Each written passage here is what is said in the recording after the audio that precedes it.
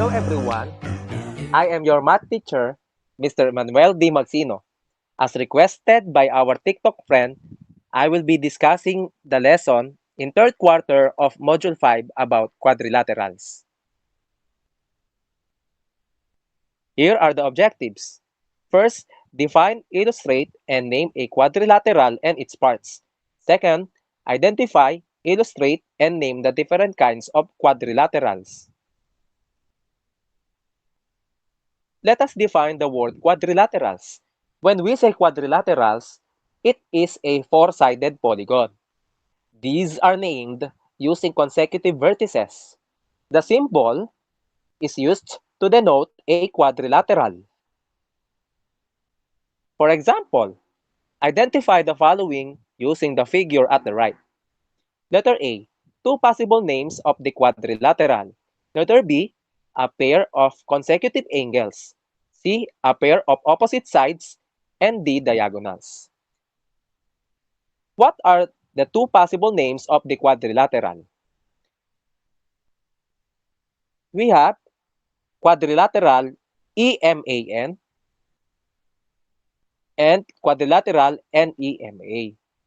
And also, we can read it as quadrilateral MANE or quadrilateral ANEM, as long as we can read the letters in clockwise.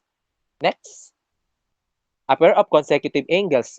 We have angle N and angle E, or angle E or angle M, or angle M and angle A, and angle A and angle N. Next, a pair of opposite sides. We have line segment NA and line segment EM, or line segment NE and line segment AM. Diagonals. We have line segment NM and line segment EA. Now, try and learn. We have a seat work. These are the direction. Identify the following using the figure at the next slide. You have 3 minutes to answer the questions. Write your answer on a piece of paper. So these are the figure. So letter A, all possible names of the quadrilateral. Letter B, all pairs of consecutive sides. C, all pairs of opposite angles. And D, all diagonals. You have 3 minutes. Your time starts now.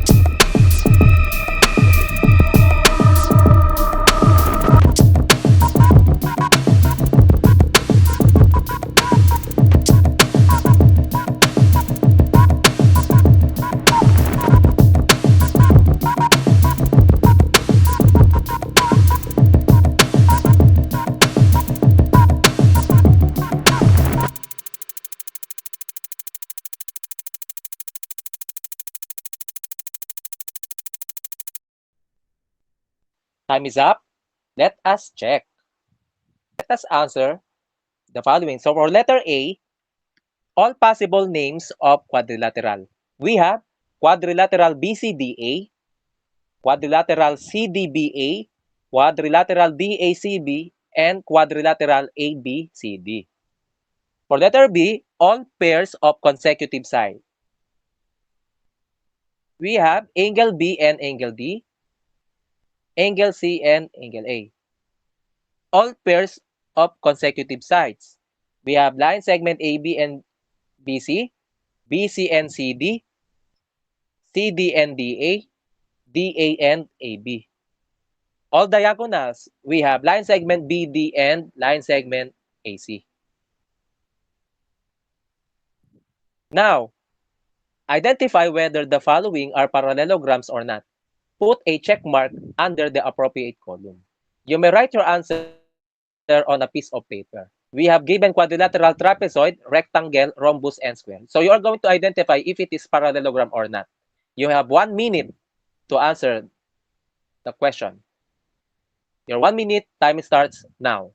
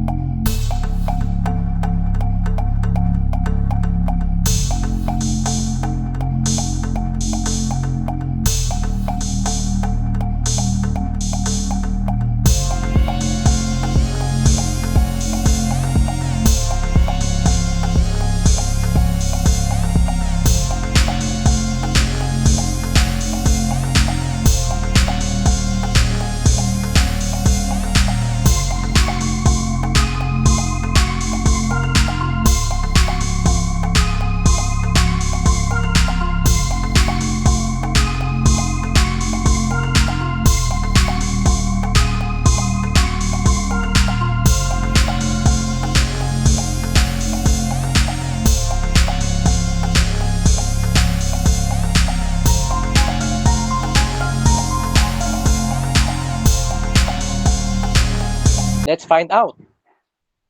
So number 1, trapezoid. What is the answer? So trapezoid is not a parallelogram. Next, rectangle. So it is a parallelogram.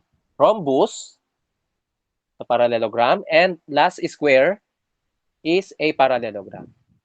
Now, let us answer these questions. Question 1, which of the following quadrilaterals are parallelograms? Please reveal the answer. We have square, rectangle, and rhombus. And the number 2, which of the following quadrilaterals are not parallelograms? So this is trapezoid. So we will find out why. Why it is it is parallelogram and not a parallelogram. So let's find out the classifications of quadrilaterals. So number 1, when we say parallelogram, it is a quadrilateral with 2 pair of parallel sides. Rhombus, it is a quadrilateral with 4 congruent sides. 3 rectangles, it is a quadrilateral with 4 right angles. Number 4, square is a quadrilateral with 4 congruent angles and 4 congruent sides. And last, trapezoid, it is a quadrilateral with exactly 1 pair of parallel sides. Next slide. As you can see, so these are the figure of parallelogram, trapezoid, rectangle, rhombus, and square. Now, how does it work? You are going to show the relationships among the given kinds of quadrilateral by completing the diagram below. Write these terms in the appropriate boxes. You are going to write the word parallelogram, square, rhombus, rectangle, trapezoid, and quadrilateral. You have 3 minutes to answer this question. Your 3 minutes, time starts now.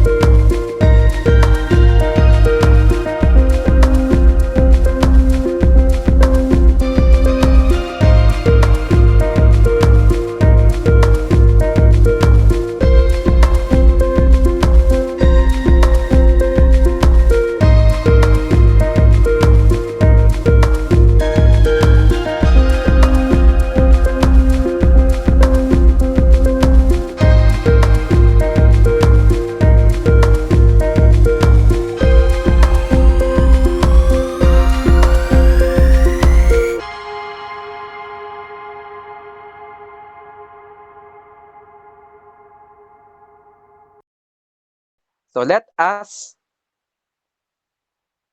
answer. From the families of quadrilateral, we have parallelogram and trapezoid.